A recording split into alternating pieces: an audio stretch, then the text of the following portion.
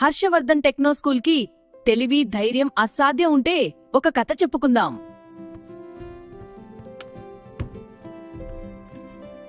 మన రాజ్యం ఒకప్పుడు ఆనందంగా ఉండేది, కాని ఇప్పుడు భయమే మిగిలింది. ప్రతి రాత్రి ఆ రాక్షసి వస్తోంది. ఈ రాక్షసిని ఎవరు సంహరిస్తారో వారికి నా రాజ్యంలో సగం భాగమిస్తాను. ఒక మాంత్రిక రాజ్యంలో ముగ్గురు ప్రత్యేకమైన మనుషులుండేవారు.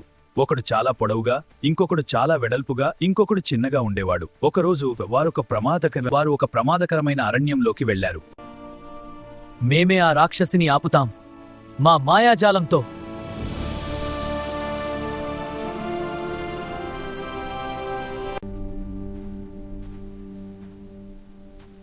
ఈ అడవి చాలా వింతగా ఉంది, కానీ మనం వెనక్కి తగ్గం. చూసారా నా అసలు రూపం? ఎంత పెద్దవాడిని కావాలో అంత పెద్దవాడిని అవుతాను.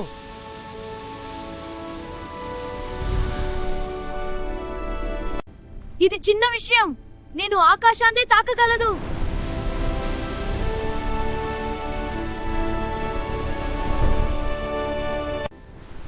రాక్షసిని మోసం చేయాలంటే ఇలా కూడా మారగలను.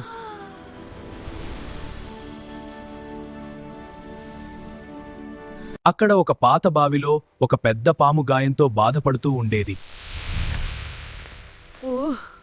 నువ్వెందుకు ఇంత ఉండగా ఉన్నావు? చిన్న మనిషి పొరపాటున ఆ బావిలో పడిపోయాడు.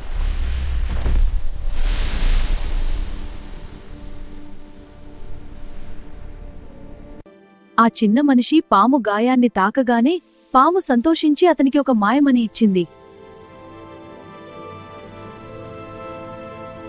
మార్గం తెలియక వారు ఆలోచిస్తుండగా పొడవైన మనిషి 100 అడుగుల వరకు పెరిగి దూరంలో ఉన్న గుడిసెను చూశాడు. అప్పుడు వెడల్పైన మనిషి తన శరీరాన్ని విస్తరించి వారిని గుడిసె వరకు చేరేలా మార్గం సృష్టించాడు. చిన్న మనిషి ఆ మాయమణిని తలపై పెట్టుకుని ఎవరికీ కనిపించకుండా రాడుతాడు. వారు చేరుకున్న గుడిసెలో ఒక పేదరాశి పెద్దమ్మ ఉన్నట్టు కనిపించింది. కానీ అది నిజం కాదు. ఆమె ఒక్కసారిగా భయంకరమైన రాక్షసిగా మారింది. ముగ్గురు స్నేహితులు షాక్ నా అయ్యారు. అరణ్యంలోకి వచ్చిన వాళ్ళు తిరిగి వెళ్లరు.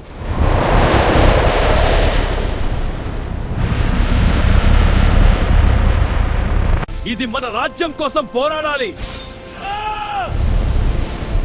కలిసి దాడి చేద్దాం. అప్పుడు ముగ్గురు తమ శక్తులను ఉపయోగించారు. పొడవైన వాడు రాక్షసిని పట్టుకున్నాడు. వెడల్పైన వాడు దారిని మూసేశాడు. చిన్న మనిషి కనిపించకుండా వెళ్లి దానిని ఓడించాడు.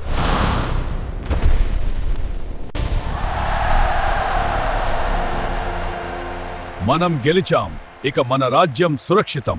ధన్యవాదాలు మహారాజా, ఇది మా గౌరవం. వారి ధైర్యానికి రాజుగారు ఎంతో సంతోషించి వారిని ఘనంగా సత్కరించాడు.